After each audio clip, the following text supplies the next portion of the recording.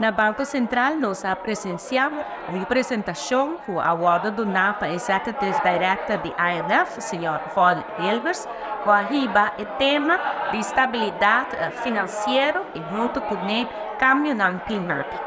O serviço estava uma boa apresentação, na qual indica que o IMF está significado com a traja em relação com a Aruba também, mas também para indicar para nós portar traja adelantar para mirar o risco que o câmbio climático tem e com essa que não pode traduzir mais para risco financeiro que pode afetar a estabilidade financeira de mais Aruba.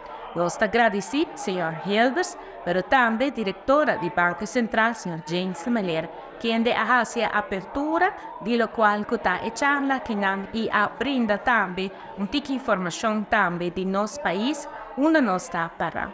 Nós agradecemos cada unidade para a tarde, que estava informativo, para tudo isso que estava presente.